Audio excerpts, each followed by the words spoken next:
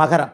மகர ராசிக்காரர்கள் கொடுத்து வைத்தவர்கள். 7.5 சனி போன வருஷம் முடிஞ்சும் கூட அப்படிலாம் ஒன்றும் பெருசாக இல்லைங்க, நீங்கள் தான் ராசி பலனில் அப்படி இப்படின்னு சொல்லிக்கிட்டு இருக்கீங்க, நான் சும்மா அப்படியே தாங்க இருக்கிறேன்.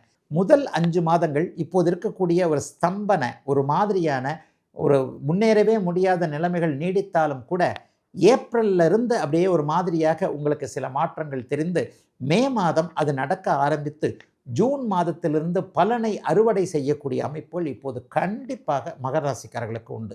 மகர ராசிக்காரர்கள் இது வரைக்கும் அடுத்தவங்க தேவையில் தான் வாழ்ந்துக்கிட்டு இருந்தீங்க. 7 வருஷமாக நீங்கள் சுத்தமாக நல்லா இல்லை.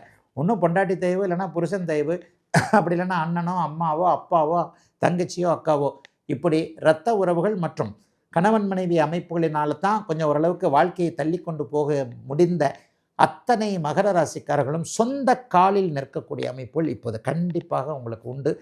எதையும் சாதிக்க முடியும், எதையும் செய்யலாம்.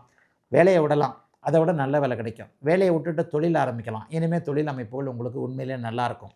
கிளைகள் ஆரம்பிக்கலாம். மேலே இருந்து கீழே கொண்டு வரலாம், கீழே இருக்கிற கடையை மேலே கொண்டு போகலாம்.